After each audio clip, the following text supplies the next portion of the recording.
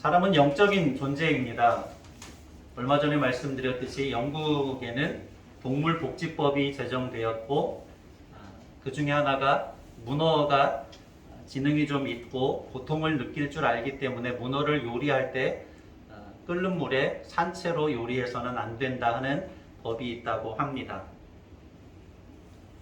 태종 이방원이라는 드라마를 진행하면서 요즘 한 가지 이슈가 된 것이 말을 타고 가다 말이 갑자기 쓰러지는 장면을 촬영하는데 실제 그렇게 말을 유도할 수 없잖아요. 그래서 아마 뭐 이렇게 줄을 중간에 가는 길에 이렇게 함정처럼 매 놨다가 쓰러지게 하는 그런 방법으로 아마 촬영을 한 것 같지요. 그래서 말이 갑자기 쓰러지니까 그 충격을 이기지 못하고 말이 죽었습니다. 그것에 대해서 시청자들이 많은 항의를 했고 또 KBS에서 제작진들은 그것에 대해 사과하는 그런 공식적으로 사과하는 일들이 얼마 전에 있었습니다. 동물도 생명이기 때문에 하나님께서 창조하신 생명이기 때문에 분명히 그 생명은 귀중합니다. 그러나 사람과 동물은 본질적으로 차이가 있지요. 동물을 귀하게 여겨야 하는 것이 맞지만 그것에 우선해야 되는 것은 사람이 하나님의 형상을 따라 지음받은 영적인 존재라고 하는 사실에 대한 더 크고 존귀한 마음을 갖는 것이라고 할 수 있습니다. 전도서 3장 21절에 이런 말씀 기록되어 있지요. 인생들의 혼은 위로 올라가고 짐승의 혼은 아래 곧 땅으로 내려가는 줄을 누가 알랴? 라고 하는 말씀이 나와 있습니다. 짐승들의 혼은 땅으로 내려간다. 그런 뜻은 죽으면 끝이라고 하는 거죠. 흙이 되어서 끝이 나지만 인생들은 영적 존재이기 때문에 죽음으로 끝나는 것이 아닙니다. 육체가 죽은 다음에 그의 혼이 어디로 올라간다 말합니까? 위로 올라간다 이야기하지요. 하늘로 올라간다는 뜻이고 하늘은 하나님의 나라에 대한 표현이라고 할 수 있습니다. 육신의 죽음으로 끝난다라고 해서 영적인 존재가 끝나는 것이 아니지요. 사람이 영적인 존재이기 때문에 그 이후에 내세에 대한 삶이 분명히 있다는 사실을 알 수 있습니다.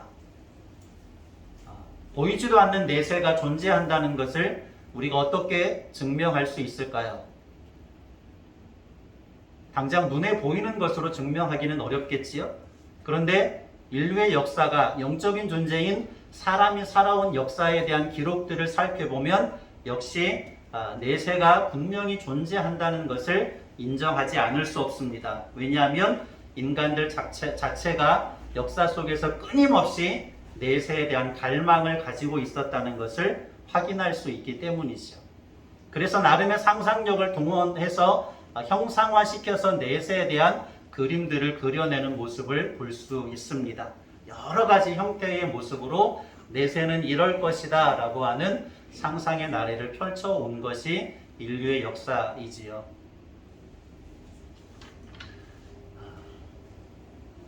그래서 때로는 영적 세계에 대한 단편들이 실제 우리의 삶 속에서도 인간의 삶 속에서도 여러 가지 모습들로 다양하게 나타나는 것을 알 수 있는데 오늘 고린도 교회와 관련된 말씀의 내용들이 사람이 영적 존재임을 보여주는 명확한 증거로 제시될 수 있는 부분이고 성령님께서 부어주시는 영적인 은사가 고린도 교회 안에 풍성하게 임하여 있었음을 확인할 수 있었습니다. 그런데 이 고린도 교회에는 지금까지 우리가 보아왔던 것처럼 처음에는 어떤 문제가 있었습니까? 분파와 분쟁의 문제가 있었습니다. 그 다음에는 성적 부도덕에 대한 문제가 있었지요. 결혼과 이혼의 문제가 대두되었습니다. 우상의 재물을 먹는 문제에 대해서도 민감해서 교회 안에 많은 논란이 되었습니다.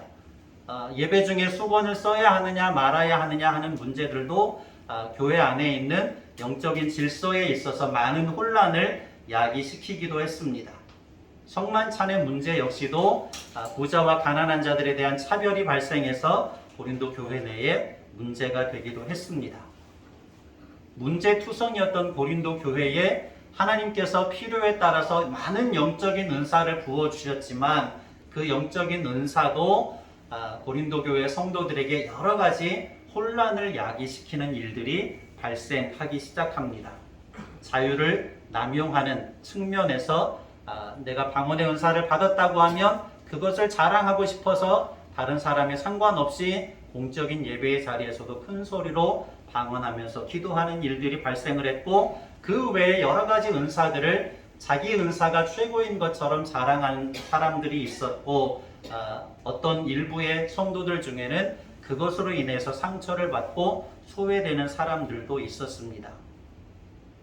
특히 이제 계속해서 14장에서 방언의 은사가 대두가 될 텐데, 한국교회도 그렇지만 초대교회 역시, 고린도 교회 역시 방언의 은사에 대한 많은 관심을 가지고 있었습니다.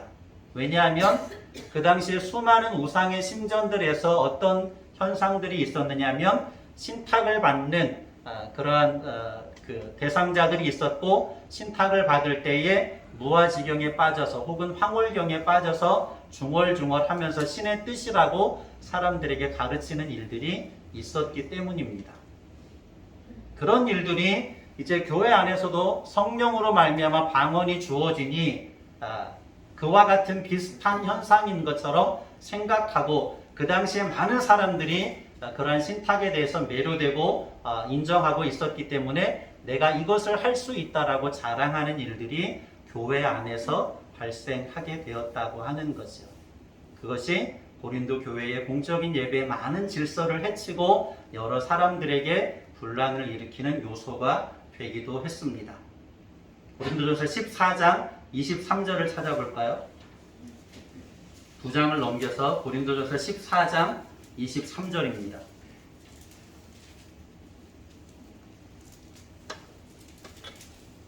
주보의 내용들 같이 보시면 좀 도움이 됩니다.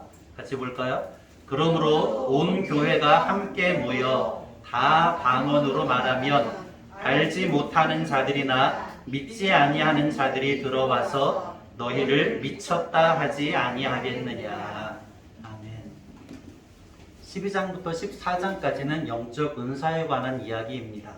그 영적 은사로 말미암아서 발생하는 문제들에 대해서 다루고 있는데, 그 문제에 대해서 가장 구체적으로 표현한 것이 14장 23절입니다. 불신자들이 들어와서 그 모습을 보고 방언으로 막 중얼중얼하는 모습을 보고 무엇이라고 이야기할 것이다? 미쳤다라고 이야기하지 않겠느냐라고 하는 말을 하고 있는 거죠. 이런 상황 속에서 사도 바울은 성령님께서 부어주시는 영적인 은사와 이방인의 신전에서 신탁 가운데 발생하는 황홀경 가운데 중얼중얼하는 것은 어떻게 다른지 명확한 기준을 제시하고 있고, 영적 은사는 성삼위일체 하나님께서 교회의 유익을 위하여서, 모든 공동체의 유익을 위하여서 주권적인 은혜로 베풀어 주시는 것이다. 이와 같은 사실을 고린도 교회 성도들에게 가르쳐 주고 있는 본문의 말씀이 고린도전서 12장의 말씀의 내용입니다. 이 말씀 속에 담겨져 있는 하나님의 음성을 듣고 깨닫는 은혜의 시간이 되시기를 예수님의 이름으로 간절히 축원합니다. 첫 번째 단락으로 가지요. 앞서 잠깐 말씀드렸듯이 이 고린도 교회 당시의 상황이나 한국 교회의 상황이나 약간 비슷한 측면이 있는 것은 방언의 은사에 대해서 많은 성도들이 매력을 느낀다고 하는 것입니다. 뭔가 특별한 경험치를 올려주는 그런 의미들이 있기 때문에 방언의 은사에 대해서 많은 관심을 가지고 있고, 한때는 한국교회 부흥회가 굉장히 활성화되었을 때에 방언이 마치 어떤 구원의 조건인 것처럼 가르쳐지기도 했던 그런 때가 있기도 했습니다. 고린도 사회 역시 말씀드렸듯이 이방인의 신탁에서 황홀경 가운데 중얼중얼하는 그러한 신탁의 일들을 하는 사람에 대해서 많은 사람들이 인정을 해 주었습니다. 저 사람에게는 특별한 은사가 있어 라고 하면서 인정을 받았다는 거죠. 그것이 교회 안에서 방언의 은사가 주어졌을 때에 마치 자기가 그런 특별한 사람이 된 것처럼 자랑하는 일들이 교회 안에서도 비일비재하게 벌어졌던 것을 오늘 말씀을 통해서 알게 되어집니다. 그렇게 될 수밖에 없는 또 한 가지의 이유는 그 당시에는 오늘날처럼 우리가 볼 수 있는 성경이 완성되지 않았습니다. 이 당시에는 성경이 어떤 상태 가운데 있었을까요? 모세오경은 유대인들에 의해서 기록되었기 때문에 존재하고 있었습니다. 그러나 신약 성경의 대부분은 이제 막 기록되고 있는 당시의 상황이었고, 사도 바울이나 또 몇몇 사도들에 의해서 서신처럼 보내진 그러한 서신이 많은 성도들에 의해서 읽혀지는 정도였습니다. 성경이 완성되지 않았던 거죠. 그렇기 때문에 하나님께서 고린도 교회 안에 특별한 성령의 은사들을 많은 문제들이 발생했음에도 불구하고 부어주셨던 것을 알 수 있습니다. 복음이 더 크게 확장되게 하기 위한 방편으로 보내주셨다라고 하는 거죠. 그런데 아직까지 신앙적인 기초가 잡혀져 있지 않은 고린도 교회 안에 그것이 여러 가지 혼란의 상황들을 야기시키게 됩니다. 그것을 가장 잘 보여주는 성경의 이야기 중에 하나가 사도행전 8장에 나와 있습니다. 마술사 시몬에 관한 이야기죠. 빌립 집사님이 성령이 충만하여서 복음을 전하기 시작하십니다. 어느 곳에 가서 복음을 전하게 되었을까요? 사마리아 성에 가서 복음을 전하게 됩니다. 빌립 집사님을 통하여서 성령의 능력이 나타나고 여러 가지 표적과 기사가 나타나죠. 많은 사람들이 호응하기 시작합니다. 유대인들에게 사마리아 성은 그 모든 사마리아 성에 살고 있는 사람들을 개처럼 여겼던 그러한 어떤 문화적인 배경이 있었지만, 성령의 능력을 힘입은 빌립 집사님이 가서 복음을 전하니 그들도 복음을 받아들였다 하는 이야기가 예루살렘 교회에 전해지게 되었습니다. 그 사실을 알고 베드로와 요한을 예루살렘 교회가 사마리아 성에 파송하지요. 베드로와 요한 사도가 가서 그곳에서 복음을 전하고 많은 사람들에게 안수할 때에 어떤 역사들이 벌어집니까? 성령께서 임하시는 놀라운 역사들이 나타나기 시작합니다. 표적과 기사가 나타납니다.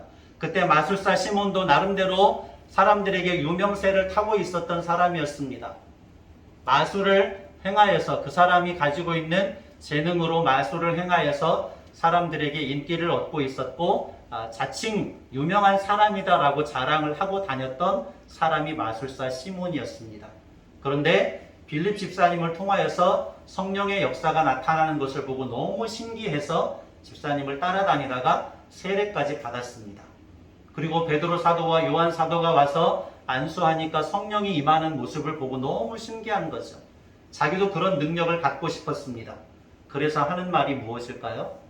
베드로 사도와 요한 사도에게 일정한 돈을 주면서 나에게도 그런 능력을, 이 돈으로 내가 그 능력을 살 테니 나도 당신들처럼 그 일을 할 수 있도록 나를 위해서 기도해 주시오라고 말하는 거죠.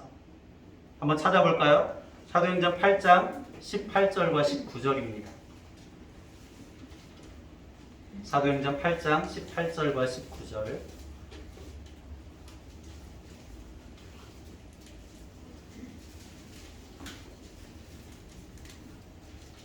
신약성경 200쪽입니다.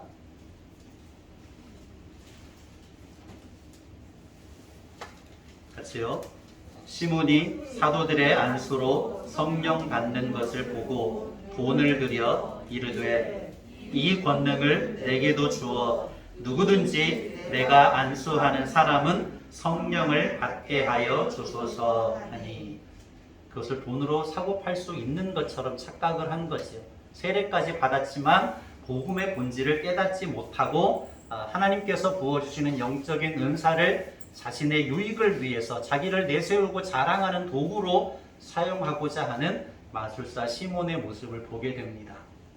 고린도 교회 성도들 중에도 마술사 시몬과 같은 생각을 가지고 있는 성도들이 교회 안에 있었고, 그것이 교회 안에 많은 문제들을 야기시키게 된 것입니다. 그것을 2절의 말씀에서, 오늘 본문 2절의 말씀에서 사도 바울이 이야기합니다. 너희들이 불신자였을 때는 이방인의 신탁에 의해서 말 못하는 우상에게 이끌려 다니지 않았느냐, 그 이야기를 하는 거죠. 2절을 볼까요? 오늘 고린도전서 12장 2절입니다.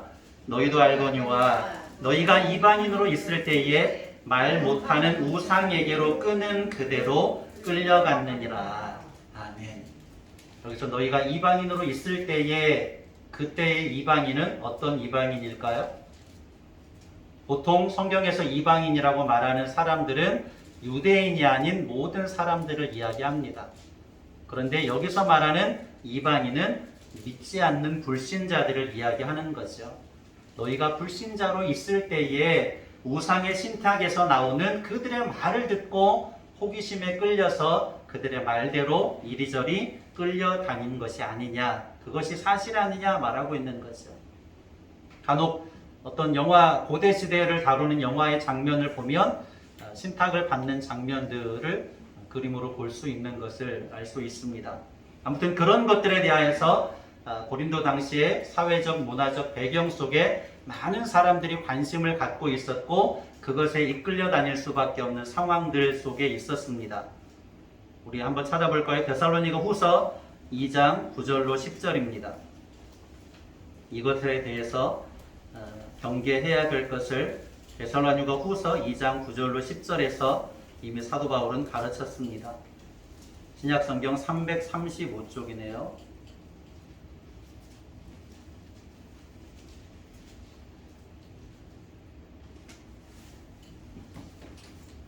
데살로니가 후서 2장 9절로 10절. 악한 자의 나타남은 사탄의 활동을 따라 모든 능력과 표적과 거짓 기적과 불의의 모든 속임으로 멸망하는 자들에게 있으리니 이는 그들이 진리의 사랑을 받지 아니하여 구원함을 받지 못함이라. 아멘. 무엇을 알 수 있습니까? 사탄의 세력들 역시 능력과 표적과 거짓 기적들을 만들어냅니다. 그것에 대해서 혹하여서 이리 다니고 저리 다니고 끌려다니는 많은 사람들이 그 고린도 시대 당시에 있었다라고 하는 것이요. 오늘날에도 별반 다르지 않죠? 얼마 전에 무슨 법사 이야기가 많은 사람들에게 이슈가 되었습니다. 또 어떤 선거철만 되면 그 선거에 나오시는 어떤 분이 계시는데 그 사람을 이제는 대한민국 국민이라고 하면 모르는 사람이 없을 만큼 유명세를 타고 있습니다. 그 사람이 만들어낸 유행어도 있습니다. 내 눈을 바라봐라고. 제가 한번 본 적이 있어요. 화정에 있는 어느 식당에 갔는데 머리를 올백으로 넘기고 별로 크지도 않습니다. 얼굴이 하얘요. 아마 그 화장을 한 것 같은 느낌이 들었는데 어떤 사람이 볼 때는 참 후광이 있는 것 같다라고 보일 만큼 평범해 보이지 않는 그러한 인상을 제가 느꼈습니다. 북한산 쪽에서 저 장흥 쪽을 간혹 바라보다 보면 하얀 게 보여요. 돔처럼 하얀 그 모습이 보이는데 이 사람의 궁전이라고 합니다. 왕궁이라고 하죠. 아무튼 무언가 그 사람에게 어떤 빠질 수 있는 요소가 있기 때문에 그 사람에게 혹하고 현혹되는 것이라고 할 수 있겠지요. 그것에 대한 대부분의 사람들이 여기에 대한 나름의 관심들을 가지고 있습니다. 마술사 시몬도 그런 것처럼 복음에 대해서 성령의 은사에 대해서 생각하고 판단했던 것을 오늘 말씀을 통해서 알 수가 있습니다. 아무튼 이렇게 이방의 신탁과 성령님께서 주시는 영적인 은사를 어떻게 구분할 수 있는지 명백한 기준을 제시하는데 그 말씀이 바로 3절입니다. 고린도 교회 성도들은 성령님께서 부어주시는 방언의 은사와 이방의 신전에서 벌어지는 신탁과 구별하지를 못했던 거죠. 그것이 교회 안에 많은 혼란을 야기시켰습니다. 그런데 두 가지는 명백하게 다르다. 그 기준은 바로 이것이다. 제시해주는 말씀이 3절입니다. 시작. 그러므로 내가 너희에게 알리노니 하나님의 영으로 말하는 자는 누구든지 예수를 저주할 자라 하지 아니하고 또 성령으로 아니하고는 누구든지 예수를 주시라 할 수 없느니라. 다시 한번 읽어볼까요? 그러므로 내가 너희에게 알리노니 하나님의 영으로 말하는 자는 누구든지 예수를 저주할 자라 하지 아니하고 또 성령으로 아니하고는 누구든지 예수를 주시라 할 수 없느니라. 아멘. 이방의 신탁에 홀려서 말하는 사람들은 예수님을 저주할 수도 있었을 것입니다. 그러나 그들은 예수님을 주님이시다라고 말하지 않습니다. 절대로 말하지 않겠지요. 그런데 같은 성령 안에서 나오는 다양한 은사들이 있지만 한 성령 안에서, 같은 성령 안에서 은사를 받은 사람들은 예수님을 저주하지 않지요. 그리고 일관되게 이러한 믿음을 고백하는데 무엇이라고 고백한다고요? 예수님은 나의 주님이십니다 라고 고백한다는 이야기가 3절의 말씀입니다. 어떤 은사를 받았든지 간에 그 은사는 성령님께서 부어주신 것이고 성령님께서 부어주신 은사를 받은 사람이라고 하는 명백한 기준은 예수님을 저주하지 않을 뿐더러 예수님이 나의 주님이십니다 라고 명확한 신앙의 고백을 하게 된다. 바로 그것이 이방의 신탁이 말하는 것과 성령의 은사를 받아서 말하는 것의 분명한 차이점이다 라고 말하고 있는 거죠. 유다서 1장 4절도 찾아봅니다. 유다서 1장 4절 신약성경 397쪽 유다서 1장 4절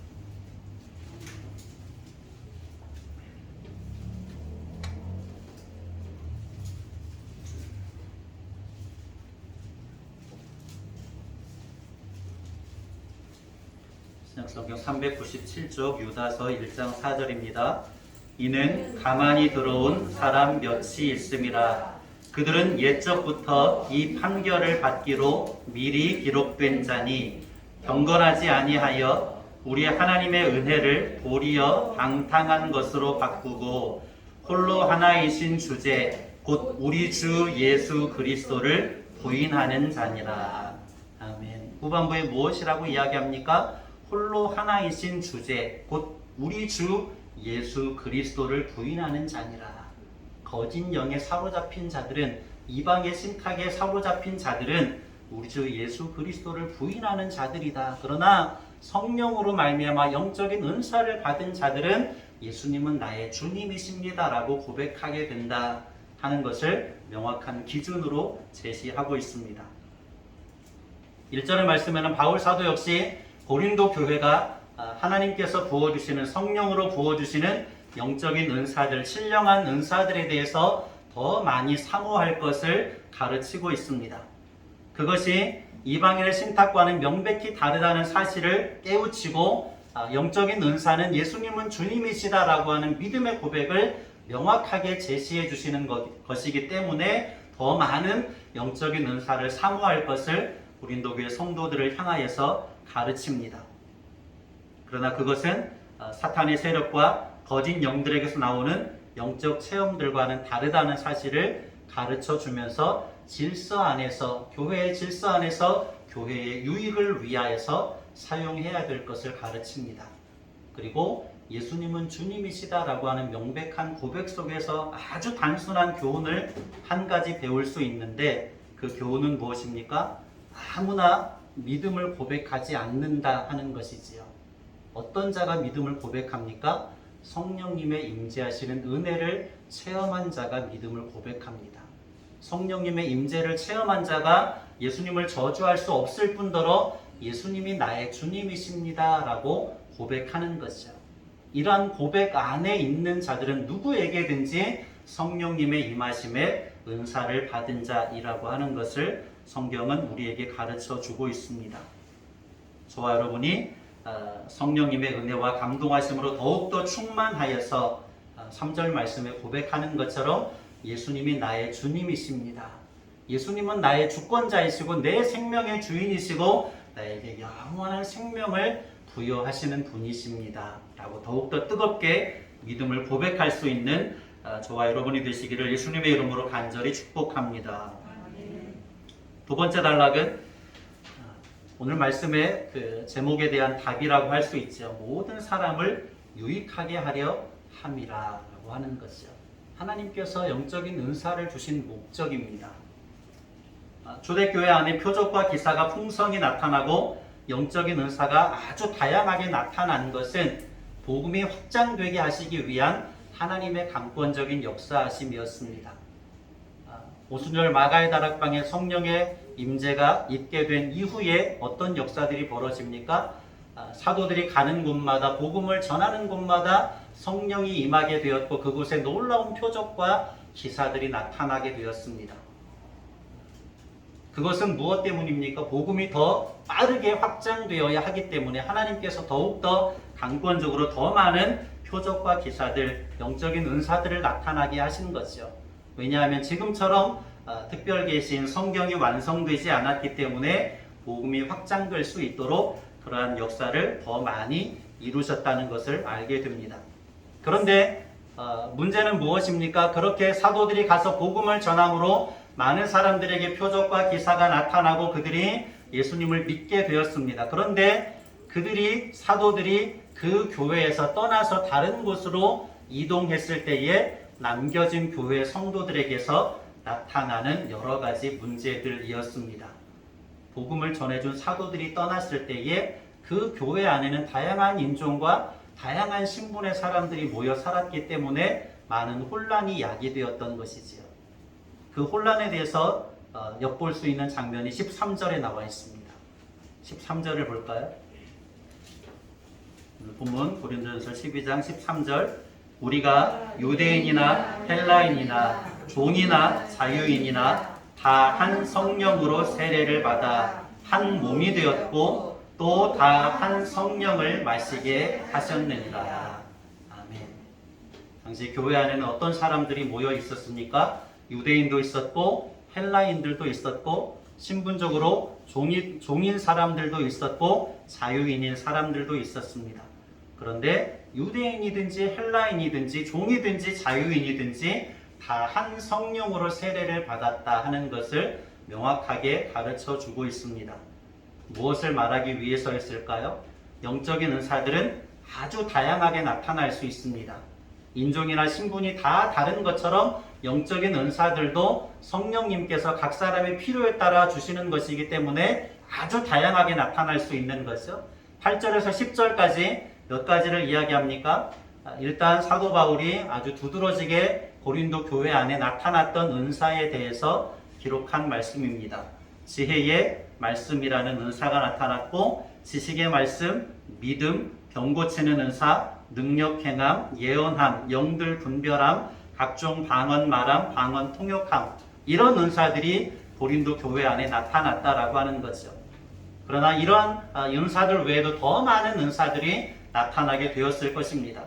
그런데 이러한 은사들을 이야기하면서 아주 중요하게 사도 바울이 이야기하고 싶은 것이 있습니다. 두 가지인데 먼저 8절로 11절을 읽으면서 그 한 가지를 찾아보십시오. 8절에서 11절까지 우리 같이 읽어봅니다. 여기서 두드러지게 나타나는 8가지 은사를 말씀하시면서 이것이 무엇으로 비롯되었다는 사실을 이야기하고 있는데 8절에서 11절까지입니다.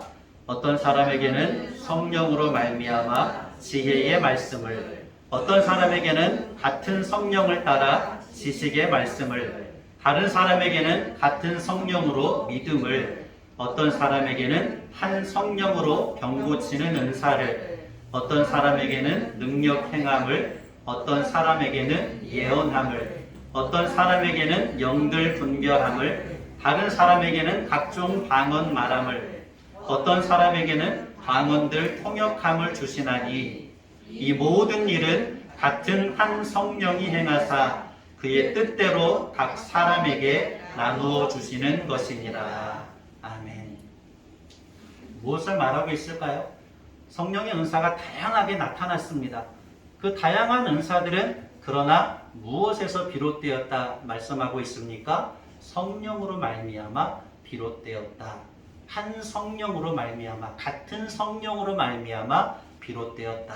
다양한 은사들이 나타나지만 8절에도 성령으로 말미암아 같은 성령을 따라 9절에도 같은 성령으로 또 한 성령으로 8절에서 11절에 대한 결론이지요. 같은 한 성령이 행하사 그의 뜻대로, 누구의 뜻대로? 성령님의 뜻대로 자기가 원한다고 원하는 은사를 받을 수 있는 것이 아니라 성령님께서 그 사람에게 맞는 은사를 부어주셨다는 것을 말씀하고 있습니다. 같은 한 성령이 행하사 그의 뜻대로 각 사람에게 나누어 주시는 것이니라. 무엇을 말하고 있습니까? 은사는 다양하지만 다 같은 한 성령에서 나타나게 되었다. 그리고 성령님께서는 각 사람에게 맞게 그분의 뜻대로 주신 것이니 차별이 없다.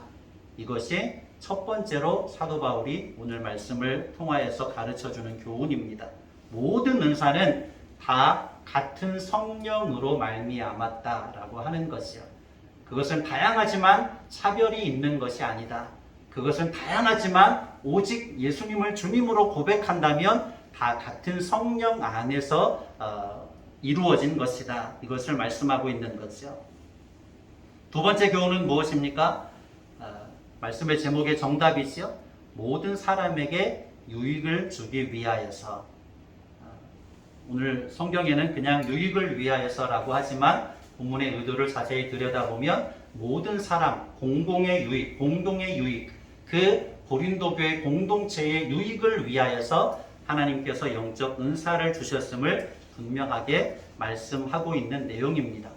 그러한 것을 자세하게 설명하기 위해서 12절부터 예를 들어서 설명하고 있죠. 그 내용이 무엇입니까? 우리 사람의 몸에 대한 비유를 통하여서 가르쳐 줍니다.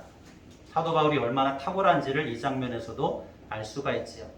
우리의 몸은 한 몸이지만 다양한 지체가 있고 그 지체들은 서로를 무시하지 않고 한 몸으로 인정하고 있으며 각자에게 주어진 역할에 충실하고 있다. 그렇게 말하지요. 눈은 눈으로서, 귀는 귀로서, 입은 입으로서, 손은 손으로서, 발은 발로서의 주어진 역할들을 충실하게 하고 있다. 서로가 서로를 비난하지 않는다. 다만 주어진 역할에 충실하고 있고 서로가 같은 몸이라고 하는 사실을 인정하고 있다. 그런 이야기를 하고 있습니다. 17절, 18절을 읽습니다. 읽으면 그대로 말씀의 의미를 우리가 충분히 알 수 있죠. 17절, 18절. 만일 온 몸이 눈이면 듣는 곳은 어디며 온 몸이 듣는 곳이면 냄새 맡는 곳은 어디냐. 그러나 이제 하나님이 그 원하시는 대로 지체를 각각 몸에 두셨으니, 몸은 한 몸이지만 각각의 지체를 두셨다고 이야기하죠. 20절과 21절입니다. 20절, 21절. 이제 지체는 많으나 몸은 하나라. 눈이 손더러 내가 너를 쓸 데가 없다 하거나 또한 머리가 발더러 내가 너를 쓸 데가 없다 하지 못하리라. 아멘. 무슨 의도로 말하는지 알겠지요? 다양한 은사들이 있는데 내가 가진 은사가 최고라고 자랑하면서 네가 가진 은사는 아무 쓸데없다라고 비난하지 말아야 된다. 그렇게 가르치는 거죠. 24절, 25절입니다. 우리의 아름다운 지체는 그럴 필요가 없느니라. 오직 하나님이 몸을 고르게 하여 부족한 지체에게 귀중함을 더하사 몸 가운데서 분쟁이 없고 오직 여러 지체가 서로 같이 돌보게 하셨느니라. 아멘.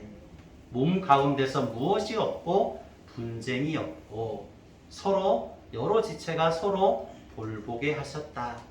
바로 교회가 이러해야 된다.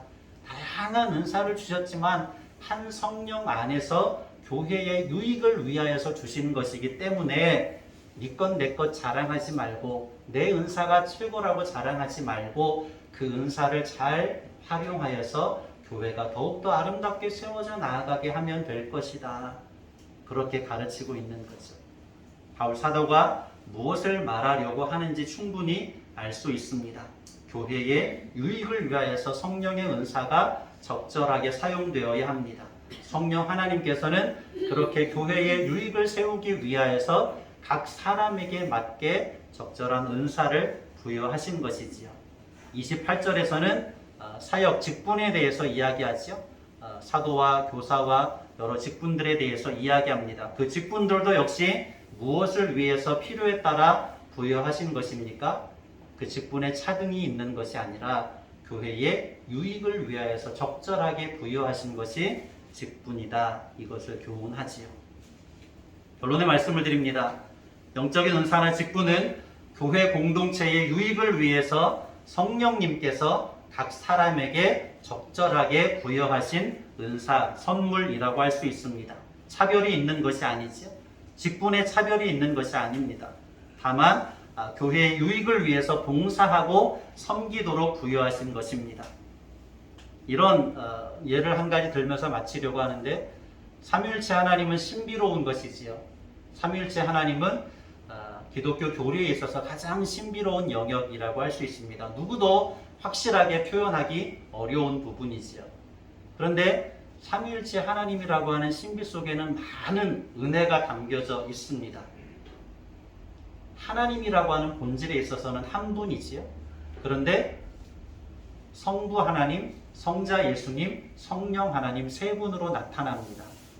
각자의 구별된 인격을, 완전한 인격을 가지고 계십니다. 동일한 본질을 가지고 계시고 또 각각의 인격이, 영광이 다 동일하십니다. 본질은 하나님이시지만 세 분의 인격으로 완전하게 존재하시고 또 그러한 사역들의 모습들도 나타나게 됩니다. 한 분이시지만 세 분이고 세 분이시지만 한 분입니다. 서로 경쟁하지 않지요? 서로 분쟁하지 않지요? 서로 연합하지요? 아름답게 교제하십니다. 그것을 교회와 성도들에게 가르쳐 주고 계십니다. 성령님께서 부여하시는 은사들도 다양하게 각 사람의 필요에 따라서 부어주시지만 그것을 통하여서 아름답게 연합하고 일치하여서 교회 공동체에 더 큰 유익을 가질 수 있기를 원하시는 것이 성삼위일체 하나님의 신비입니다. 다른 사람이 교회 안에서 어떻게 해주기를 바라고 다른 사람의 신앙생활에 대해서 판단하는 것은 내 신앙생활에 결코 유익하지도 않을 뿐더러 교회 공동체의 신앙생활에도 유익하지 않습니다. 다만 교회 공동체의 유익을 위해서 내게 주어진 은사대로, 내게 주어진 분깃대로 겸손하게 순종하는 신앙의 삶을 살면 그 교회 공동체를 통하여서 하나님께서 더 큰 영광을 받게 될 줄로 믿습니다. 우리 무교한교회 공동체가 각각에게 주어진 성령님의 은사를 따라서 더욱더 아름다운 연합과 일치를 이루어 나아감으로 하나님께 큰 영광을 올리워 드릴 수 있는 믿음의 공동체가 되시기를 예수님의 이름으로 간절히 축복합니다. 고마우신 아버지 하나님 감사합니다. 오늘도 하나님께서 부어주시는 영적인 은사의 신비에 대해서 함께 나누었습니다. 아버지 하나님, 예수님은 주님이시다라고 우리가 고백할 수 있다면 우리에게 성령님의 은사가 주어진 것임을 깨닫습니다. 우리 목양교회 공동체가 성령님께서 각 사람에게 필요에 따라서 은사를 부어 주셨는데 누구는 그렇더라 판단하지 아니하고 다만 내게 주어진 은사를 따라서 겸손하게 순종하며 섬김으로 더욱더 아름다운 연합과 일치를 이루어 나아가는 이 땅에 세워진 하나님 나라의 모형으로서 아름다운 샬롬의 역사를 이루어 나아가는 믿음의 공동체가 되게 하여 주시옵소서. 간절히 축복하며 예수님의 이름으로 기도드립니다.